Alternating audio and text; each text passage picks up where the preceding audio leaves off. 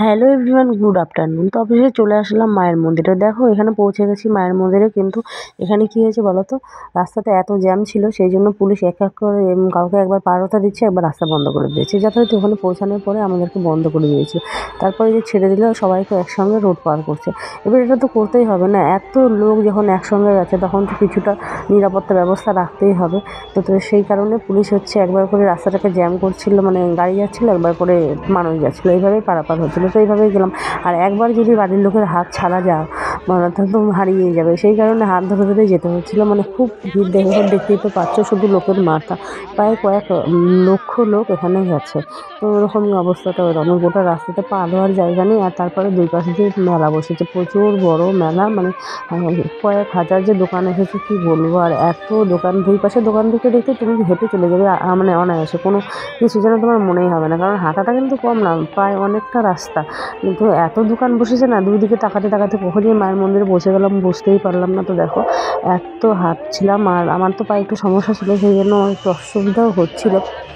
কিন্তু আর কি করব, এখানে তো হাঁটতেই হবে, এখানে তো কোনো ব্যবস্থা নেই। তুমি হাঁটতে না পারলে তুমি যেতে পারবে না, এটাই ব্যবস্থাতে যাচ্ছিলাম। দেখো তো সেই জন্য একটু ভিডিও করছিলাম। আর এই যে চলে আসলাম বলতে বলতে মায়ের সেই গেটে। এই গেটটা আরেক বছর থেকে নতুন করেছে আমাদের এমপি মহাশয়। এই গেটটা এত সুন্দর করেছে না, কি বলবো। আর এত ভালো লাগে এখানে আসলে দেখতে। আর আমি যখন অন্য কেউ ছবি ছেড়ে তখন এই গেটটাকে দেখি। আগে তো এই গেটটা ছিল না, এটা করাতে না মন্দিরের মাত্রাটাই যেন একটা আলাদা হয়ে গেছে। যাই হোক, ওখানে একটু ছবি তুলে নিলাম, কারণ সবাই তুলছিল গেটটা, মানে মূল অ্যাট্রাকশন আর কি গেট। তো সবাই ছবি তুলছিল, আর এখানে আমরাও একটু ছবি তুলে নিলাম। যাই হোক, এবার ছবি তুলে তারপরে ওখান থেকে বেরিয়ে গেলাম। দেখো আর এখানে এত সুন্দর লাগে দেখতে। আর এই যে চারপাশে দেখো, এখানে এসে সবাই একটু দাঁড়িয়ে যাচ্ছে, কেন বলো তো, সবাই ছবি তোলার জন্য। এই তো এখানে মনে একটা সেলফি জোন হয়ে গেছে। যাই হোক, এই যে দুই পাশে দোকান, আর কত যে খেলনার দোকান তার অগুনতি নেই। এবার বাচ্চা কাচ্চা যেহেতু আমাদের সাথে ছিল না, সেই কারণে আমাদের সেরকম এই খেলনার দোকানে যেতেও হয়নি। তো বাড়ি আসার সময় আমাদের পুচকিটার জন্য একটু খেলনা নিয়েছিলাম, সেটা আলাদা ব্যাপার। কিন্তু হচ্ছে আমাদের আর কি, এটা যদি কোনো বাচ্চা কাচ্চাকে সাথে নিয়ে আসতাম তো হতো, মানে এই খেলনার দোকান দেখতে শেষ, কারণ এত দোকান বসেছে। এবার বাচ্চাকে দিয়ে রোজ দিয়ে লাভ নেই, আমরা বড়রাই দেখছি, কেন কি অনেক রকম জিনিস এসেছে, মানে কী বলবো, সেই জামা কাপড় থেকে শুরু করে এই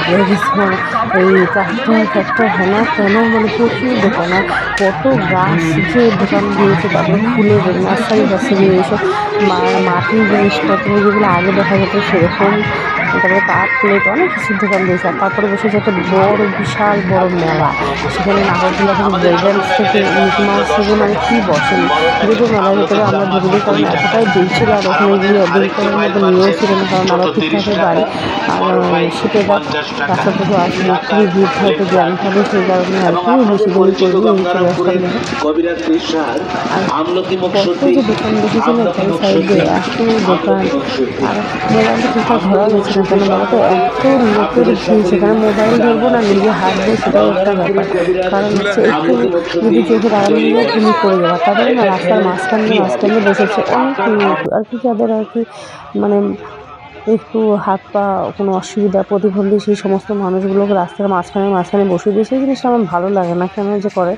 আর অনেক বাচ্চা কাচ্চা না, অনেকে দেখতেও পাচ্ছে না, ওর উপর দিয়ে হেঁটে চলে যাচ্ছে, খুব অসুবিধা এটা। আর যেহেতু দুই পাশে যে দোকান, মাঝখানে একটা রাস্তা, তার মাঝখানে যদি এইভাবে একদল যাচ্ছে একদল আসছে, এইভাবে করেছে, আর মাঝখান দিয়ে এরকম অনেক দোকান বসেছে, আর এরকম না, খুব মানে কেমন যেন ব্যাপার।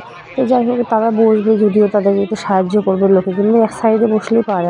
আমার ব্যক্তিগত মনে হয় যে মাঝখানে বসার কোনো দরকার নেই, তাতে তারা আরও বেশি আঘাত পেতে পারে। কারণ ভিড়ের মধ্যে না কে কার গায়ে পড়ছে এখানে বলার মতো না, সেখানে ওই লোকগুলো রাস্তার মাঝখানে বসিয়ে দিয়েছে, এটা একটা মানে কেমন যেন ব্যবস্থা করেছে।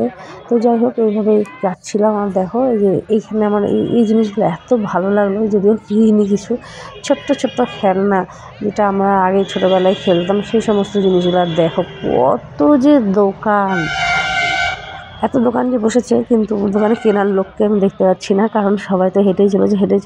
দুই একটা দোকানে হয়তো একটু ভিড় আছে। আর এই যে ভোগের দোকানগুলোতে, মানে ভোগের দোকানও এত দিয়েছে যে এত লোক ভোগ দিলেও হয়তো শেষ হয়ে যাবে না। তারপরে যে বলতে বলতে চলে আসলাম এই যে কালীটার এখানে। কালীটা দেখো, এই সমস্ত কালীগুলোকে আর কি, যারা ছোটো কালী যাদের মানসিক আছে, তারা এই যে সমস্ত কালীগুলো পূজা হবে, তো লাইন দিয়ে বসেছে। আর এখানে একটা লোক আছে দেখো, মানে খুব ইন্টারেস্টিং ব্যাপার। লোকটা একদম সেই সং যেরকম সাজে সেরকম সেজে বসে আছে। মানে ও যে কী সেজেছে আমি বুঝতে পারলাম না, ও কি শিব না কি অন্য কিছু। এইভাবে আবার মানে ও তো কিছু একটা করছে, সেটাও দেখলাম যে কী যে করছে, কিছু একটা খাচ্ছে নেশা টাইপের কিছু। যাই হোক, এখানে বসে তারপরে এই সমস্ত লোকজন কেন গেছে বলো তো? এই যে পাঁঠাগুলোকে যাদের মানসিক আছে তারা এখন এগুলো যে কবে হবে সেই কারণে বসে আছে। আর এই যেরকম ভোগের দোকানে চলে আসলাম আমরা একটু ভোগ নিয়ে নেবো মায়ের জন্য। আর এইখানে দেখো এত ভিড়, আর আমার তো মানে বকা খেতে হচ্ছে বারে বারে যে আমি একটু ভিডিও করছি আর এখানে যদি হাতছাড়া পড়ে যাচ্ছে তো মানে হারিয়ে যাওয়ার মতন খালি লোকের মাথা দেখো। তা আমি বললাম যে আমি হারাবো না, কারণ আমি এখানে অনেকবারই এসেছি, যে যাই হোক তবুও। আর রাত্রিবেলার ব্যাপার তো দেখো, আর লোকের মানে কী বলবো, লোকের ভিড়েতে মানে একদম চিপটে যাচ্ছিলাম এরকম ব্যাপারে। এখানে মনে হচ্ছিলো প্রচণ্ড ভিড়। আর এইখানে দেখো দাঁড়ানোর মনে জায়গা নেই। দেখো তা আমি একটু দাঁড়িয়েছিলাম সাইড করে, কিন্তু এই যে একজনের উপর আরেকজন চলছে, মানে এতটাই ভিড় বলার মতো না। আর এখানে মেন হচ্ছে ঠাকুরটাকে, এই যে ঠাকুরের আটচালা যেটা বলে মা বললারের আটচালা, আর ওই যে দূর থেকে দেখা যাচ্ছে দেখো মন্দির। তো এখানে যারা আর কি যেটা আর কি থাকে তারা কিন্তু এসেছিলো।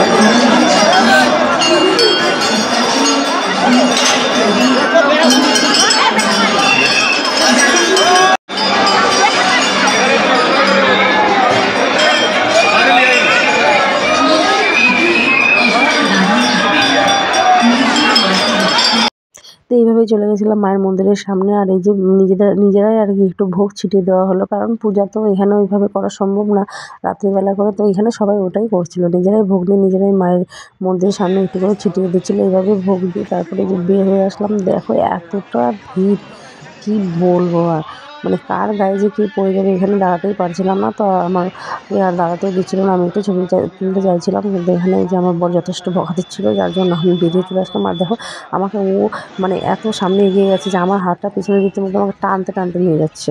আর কী করবো, এইভাবে মন্দির থেকে বেরিয়ে গেলাম।